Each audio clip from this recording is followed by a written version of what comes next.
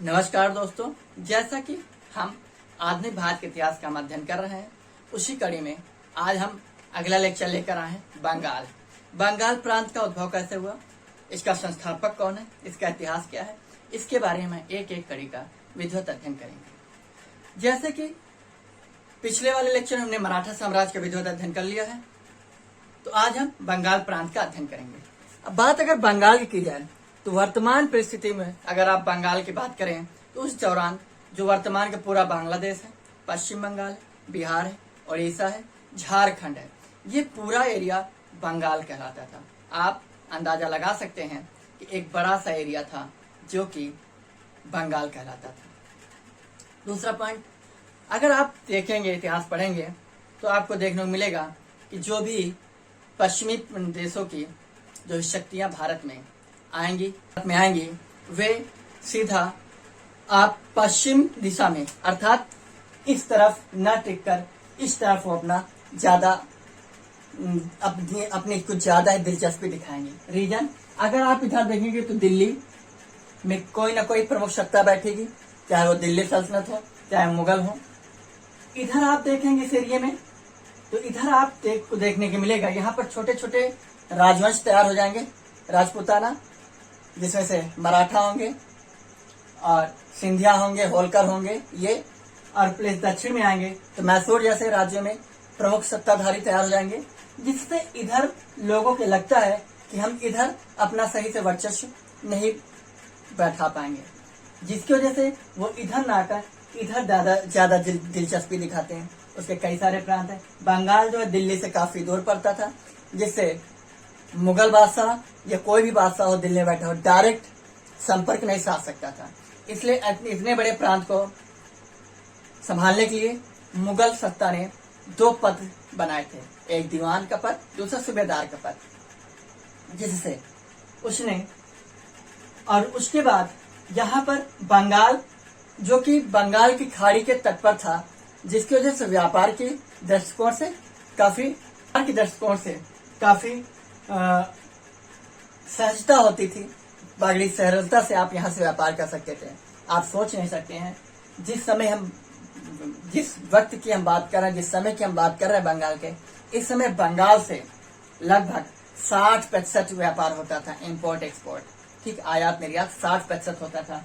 और ये गंगा नदी बंगाल के बीचों बीच से जाती थी, जिसकी वजह से एक बड़ा क्षेत्र जलमग्न होता था और साथ ही प्रतिवर्ष वहाँ की मिट्टी नहीं हो जाती थी, जिससे यहाँ पर खेती पाती, उत्पादन क्षमता, उर्वरक मिट्टी की काफी अच्छी होती थी, जिसके चलते बंगाल पश्चिमी देशों के लिए सुलभ होता था। ठीक है, अब अगर हम बात बंगाल की करें तो बंगाल के जो संस्थापक है वो मुर्शीद कुली खां है। अब मुर्शीद कुली खां बंगाल का संस्थापक कैसे बनता है, पहले ये जानिए। मुर्शीद कुली खां को बंगाल का दीवान नियुक्त किया जाता है। इस समय दिल्ली में बैठा हुआ मुगल बादशाह औरंगजेब है। औरंगजेब का कार्यकाल 1658 से लेकर 1707 तक होता है।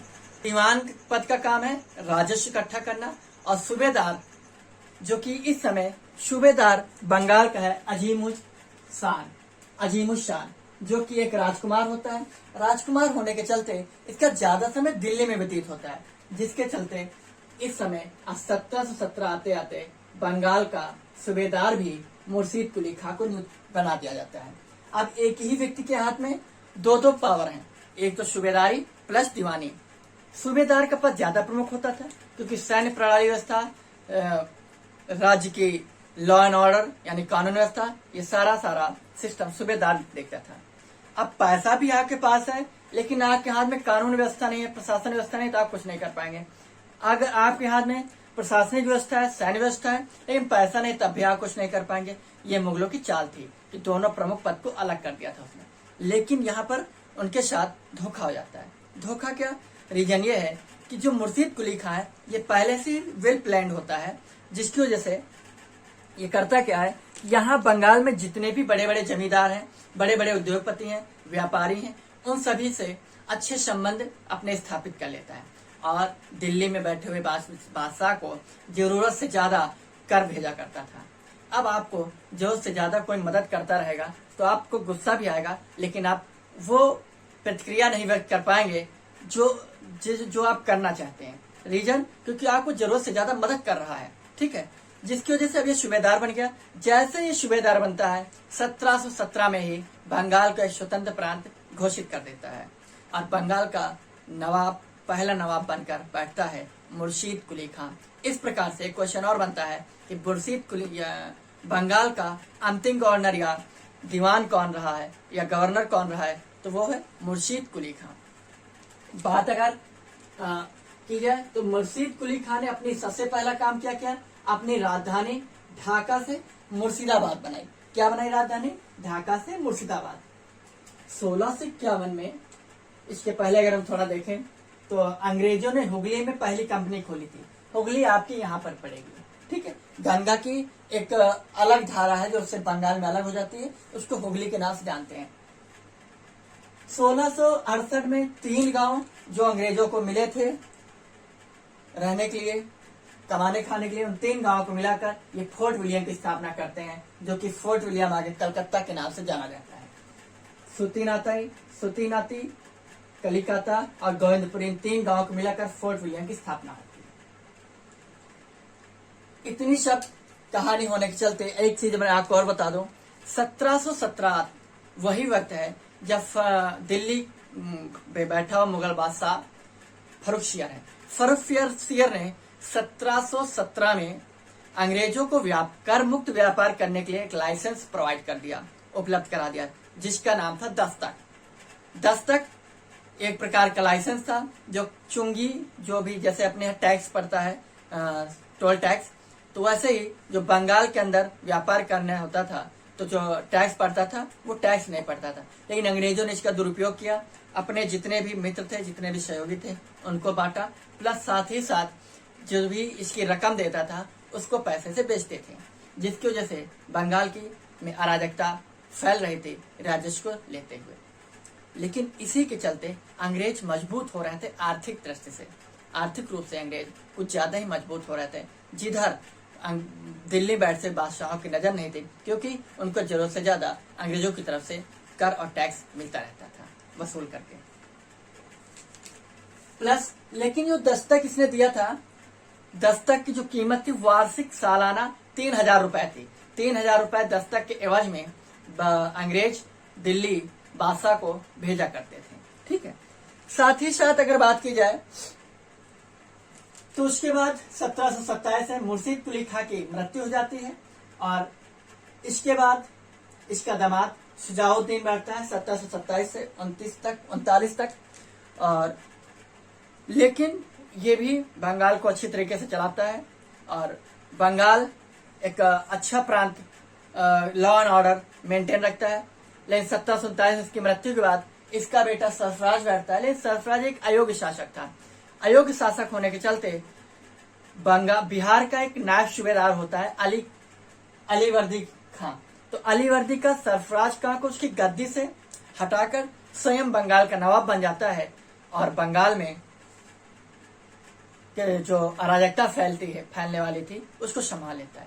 इस प्रकार से, लेकिन अलीवर्दी का बहुत होशियार था। होशियार रीजन ये है कि ये जरूरत से ज्यादा दिल्ली में टैक्स भेजा करता था, हरजाना भेजा करता था, जिसकी वजह से अब दिल्ली से किसी प्रकार कोई इसके खिलाफ कोई आदेश नहीं पारित होता रहता था। लेकिन अलीवर्दी खां के समय इसको ज्यादा काम करने को मौका नहीं मिला। रीजन है कि मराठा पेशवा जो है बालाजी बाजीराव के सर्वाधिक आक्रमण इसी के समय हुए हैं, अलीवर्दी खां के समय। और अंततः 1751 में ये मराठाओं को यानी बालाजी बाजीराव को उड़ीसा दे देता है हार कर अंततः, ठीक है। और इसका कार्यकाल 1740 से 56 है और बालाजी बाजीराव का कार्यकाल 1740 से 61 है, ठीक। आगे इसके बाद अलीवर्दी खां का कोई भी पुत्र नहीं होता है, लेकिन इसकी 3 पुत्रियां होती हैं। इन 3 पुत्रियों की अगर हम बात करें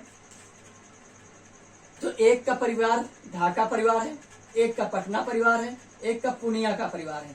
पूर्णिया के परिवार वही है जहां से शौकत जंग होता है, और पटना का परिवार इनकी सबसे बड़ी बेटी घसीटी बेगम होती हैं, और ढाका के परिवार से यह सिराजुद्दौला अर्थात सिराज स्वयं वहां से होता है। अब समस्या ये है कि 3 पुत्रियां हैं तो किसी न किसी के पुत्र को तो गद्दी संभालनी पड़ेगी, लेकिन संभाले कौन ये डिक्लेयर करेंगे, ये निर्णय अली वर्दी खां पर निर्भर करता है। तो अली वर्दी खां ने अपनी सबसे छोटी बेटी जो ढाका के परिवार से संबंध रखती थी, उनके पुत्र सिराजुद्दौला को अगला नवाब नियुक्त करते हैं।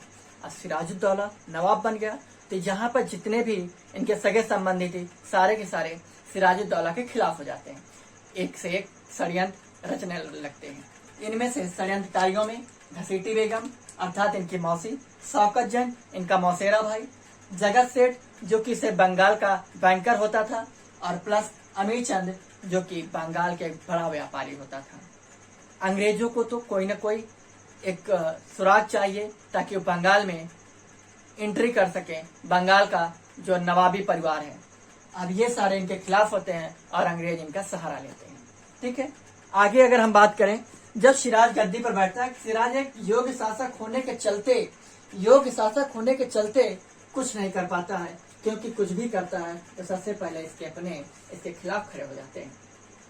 लेकिन बंगाल प्रांत में फैली हुई अराजकता को बचाने के लिए ये आगे चलता है और यहाँ पर कुछ लोगों ने फोर्ट विलियम पे घेराबंदी शुरू कर दी थी, जिसकी वजह से ये जब पहुंचता है फोर्ट विलियम तो वहां पर जितने भी अंग्रेज मिलते हैं उन सभी को एक छोटे से कमरे में बंद कर देता है, जबरदस्त ठूस कर बंद करवा देता है और उन्हें बाहर से बंद करवा देता है। ये संख्या होती लगभग 150 यानी 146, करेक्ट एग्जैक्ट डाटा नहीं मिलता है लेकिन 146 माना जाता है। इन 146 में से सिर्फ और सिर्फ 23 लोग बचते, अर्थात 123 लोगों की मृत्यु हो जाती है। इनमें से एक अंग्रेज होता है हॉलवेल, जो इस घटना के बारे में जिक्र करता है। और ब्लैक होल ट्रेजेडी अर्थात काल कोठरी की घटना की जो तिथि है वो 20 जून 1756 है। अब आप ध्यान दीजिए, 20 जून 1756 की घटना घटी, जस्ट एक वर्ष बाद अगली युद्ध हो जाएगा प्लासी की। ठीक है, अब अंग्रेजों को तो मौका मिल गया सिराजुद्दौला के खिलाफ षड्यंत्र करने का, सिराजुद्दौला के खिलाफ युद्ध करने का। जैसे ही बंगाल अंग्रेज कर्नल रॉबर्ट क्लाइव और जल सेना प्रमुख एडमिरल वाटसन की जानकारी मिलती है कि ब्लैक होल ट्रेजेडी बंगाल में घटित हो चुकी है, तो ये बंगाल से यहाँ मद्रास में होते हैं इस एरिया में, तो यहाँ से रॉबर्ट क्लाइव और इधर से वाटसन दोनों बंगाल पहुंचते हैं और अली वर्दी खां के साथ एक संधि करते हैं, जिसमें और ये पहुंचते ही जिस संधि का नाम है अलीनगर संधि। अलीनगर की संधि फरवरी मध्य में 1757 में होती है रॉबर्ट क्लाइव और सिराजुद्दौला के मध्य। इस संधि में यह तय होता है कि दिल्ली से एक फरमान आता है कि अंग्रेजों को उनके व्यापार पर आपने जो भी प्रतिबंध लगाए हैं उन प्रतिबंधों को समाप्त कीजिए, उनको व्यापार करने के लिए मुक्त कीजिए। प्लस अंग्रेज जो भी नुकसान हुआ उसका हर्जाना बंगाल के नवाब सिराजुद्दौला को भरना पड़ता है। इन सारे समझौतों के साथ, संधियों के साथ एक संधि और होती है कि हम आगे से शांति बनाकर रखेंगे और किसी प्रकार को उत्पात नहीं मचाएंगे। लेकिन रॉबर्ट क्लाइव मानने वाला नहीं होता है। मार्च महीने में फोर्ट विलियम पर आक्रमण कर देता है, जिसकी वजह से फोर्ट विलियम पर अंग्रेजों का अधिकार हो जाता है। इन सारी गतिविधियों को देखते हुए जून माह आते आते कासिम बाजार में 5 से 6 जून को रॉबर्ट क्लाइव कासिम बाजार पहुंचता है। वहां पर कासिम बाजार को जीतते हुए प्लासी की ओर पहुंचता है, जहां पर अंग्रेजी सेना। अब अंग्रेजों के साथ कौन कौन है? घसीटी बेगम। हर व्यक्ति का अपना एक स्वार्थ छिपा हुआ है। घसीटी बेगम अपने स्वार्थ के लिए अंग्रेजों से मिलेंगी। शौकत जंग ऑलरेडी मर चुका है, इसको सिराजुद्दौला ने मार दिया है। जगत सेठ बैंकर ये अपने स्वार्थ के लिए अमीर चंद और रॉबर्ट क्लाइव के बीच तो 30 लाख रुपए का डील ही होती है, जिसमें से इसकी एक अपनी कहानी है कि वो रॉबर्ट क्लाइव 2 चेक लेकर आता है, जिसमें से इससे साइन करा लेता है कि देखिए हमारे बीच जो डील है पक्की है। जिसके चलते अमीर चंद को लगता है कि जैसे ही मीर सिराजुद्दौला मारा जाएगा वैसे ही मुझे 30 लाख रुपए मिल जाते हैं। लेकिन वो जो चेक होती है वो नकली चेक होती है। सिराजुद्दौला के एक प्रमुख सेनापति होता है मीर जाफर, जो कि ये भी अंग्रेजों से मिल जाता है। रॉबर्ट क्लाइव और मीर जाफर के मध्य बंगाल का नवाब बनने की डील होती है। मीर जाफर को बंगाल के नवाब बनना होता है, जिसके लालच में ये अंग्रेजों का साथ देता है। अब जून 1757 में लगभग 21 से 22 जून की तिथि होती है। 21 जून 1757 में प्लासी युद्ध होता है ईस्ट इंडिया कंपनी EIC और बंगाल के मध्य। EIC की तरफ से रॉबर्ट क्लाइव, अर्थात इस युद्ध का जो नेतृत्व है रॉबर्ट क्लाइव होता है के नेतृत्व में होता है और वाटसन साथ देता है इसका। तो नेतृत्व लेकिन रॉबर्ट क्लाइव, क्योंकि ये क्वेश्चन बहुत बनता है प्लासी युद्ध में अंग्रेजी सेना का नेतृत्व कौन करता है, तो रॉबर्ट क्लाइव करता है, कंफ्यूज मत होना। प्लस बंगाल की सेना का नेतृत्व सिराज करता है। सिराज के दो प्रमुख सैनिक होते हैं मीरमदान और मोहन, जो कि अंत समय तक लड़ते रहते युद्ध, और लेकिन फाइनली ये युद्ध लड़ते लड़ते मारे जाते हैं। जैसे ही बंगाल के नवाब सिराजुद्दौला के पता चलता है कि मीर जाफर जो मेरा सेनापति है वो अंग्रेजों से जाकर मिल चुका है, तो मीर जाफर युद्ध स्थल से भागता है और मुंगेर की ओर आता है और अपनी पत्नी को लेता है और मुंगेर से ये फिर निकल जाता है अपना पटना, जहां पर मीर जाफर के पुत्र ने सिराजुद्दौला को की हत्या कर देता है। ठीक है, तो ये रहा प्लासी युद्ध। ये कुछ मैंने युद्ध यहाँ पर लिखे हैं जो कि बहुत पूछे जाते हैं। अब एक घटना मुझसे छूट गई है कि जब फोर्ट विलियम पर ये आक्रमण करता है कौन, सिराजुद्दौला, तो वहां पर जो अंग्रेज होते हैं वो भागकर छिप जाते कुल्टा द्वीप पर, जिससे सिराजुद्दौला को लगता है कि अंग्रेज भाग चुके हैं, लेकिन अंततः उल्टा द्वीप में सारे छिपे होते हैं। और जब यहाँ से रॉबर्ट क्लाइव और वाटसन पहुंचता है तो ये इनके साथ पुनः सक्रिय भूमिका में आ जाते हैं। ठीक है, तो ये है उल्टा द्वीप की कहानी, क्योंकि क्वेश्चन बनता है कि बंगाल से जब अंग्रेज भगे थे सिराजुद्दौला के भय से, तो कहाँ किस द्वीप पर छिपे थे, तो उल्टा द्वीप पर। ये पॉइंट याद रखना। ठीक है, तो ये कुछ युद्ध हैं जो कि बहुत पूछे जाते हैं, सारे पूछे जाते हैं। एक तिथियों के साथ याद रखिएगा। 1756 BHT यानी ब्लैक होल ट्रेजेडी, जो कि मैंने जिसका जिक्र ही किया है। 1757 प्लासी युद्ध किसके किसके मध्य है, रॉबर्ट क्लाइव और सिराज के मध्य, अंग्रेज और बंगाल के मध्य। 1759 में वेदरा युद्ध, अंग्रेज और डचों के मध्य।